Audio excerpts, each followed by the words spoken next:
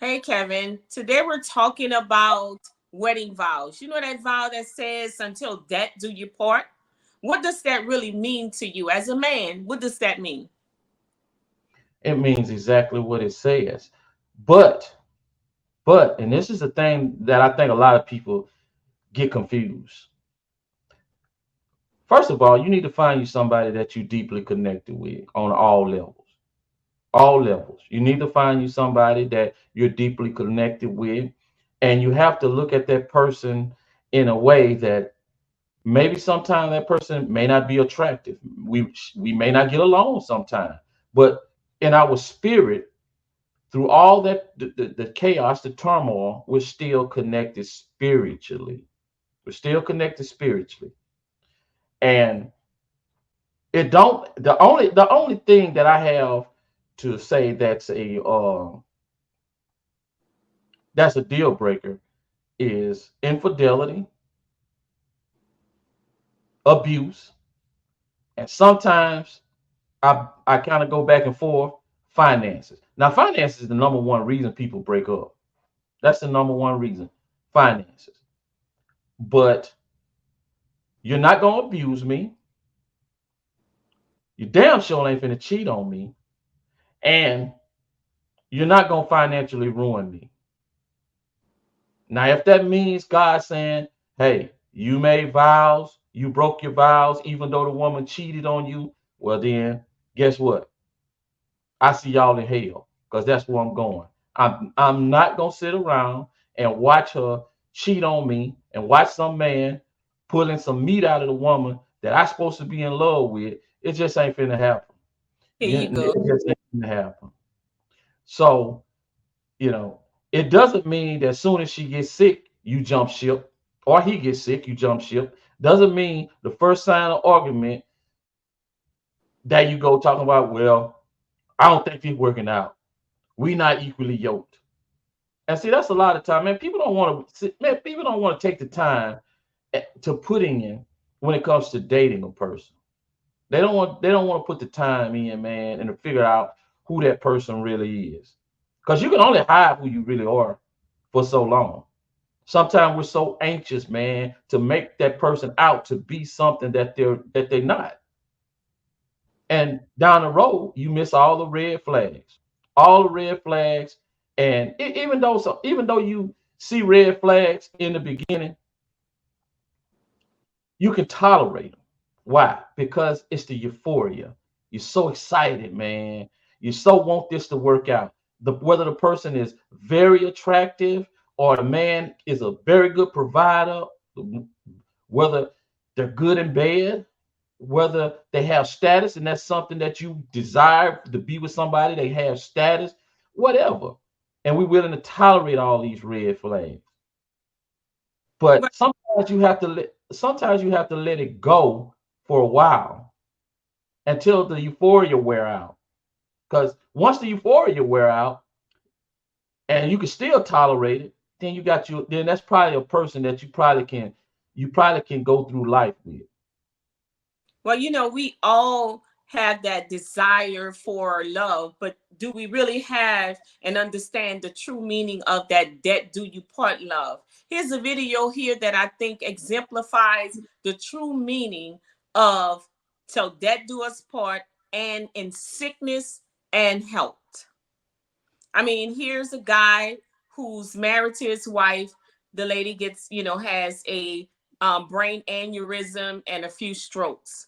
And in the process, they're going along with their day. He's taking care of her after the accident happens, and they're driving, going somewhere, probably to a doctor's appointment or something. And a woman says, she's in a wheelchair, and she says, "Am I still beautiful? Do you still love me?"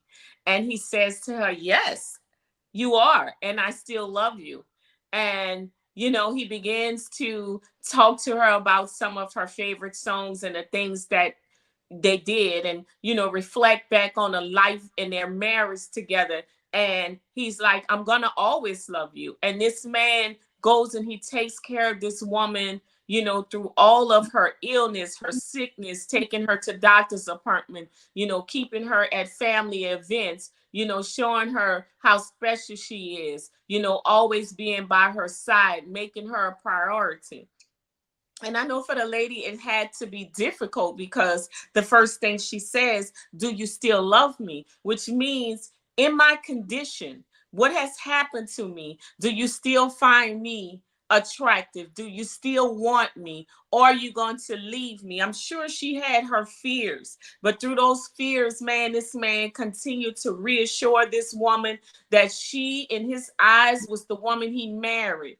He loved her through all the good, through the bad, even through this, that she is still his number one girl. Kevin, can men do that today? Do you think this still exists? See, this is the thing. Most, I mean, this is the narrative, guys, that there are more bad men out there than there are good men. Now, this is a perfect example of a man that said, "Hey, I took this woman, I've been married to this woman, and now no matter what, I'm going to stick it out. I'm going to stick it out." And it's more men, especially black men, like this than not. It's more men like this than not. And a lot of times, these type of guys get passed up, man. They get passed up. Now, some guys will say, "Hey, man," and this shit burned me up right here. You know I'm hard on simps. You know I'm hard on simps. But you can be in a relationship and married to a woman and carry yourself in a way that you don't be simping, and the woman can be completely happy, and you can be happy with the woman and satisfied with the woman and willing to take on whatever come your way with that woman. You can, without being a goddamn simp, man, because I can't stand it. But I say that but I have to go, you know what? There's always a place in the world for simps.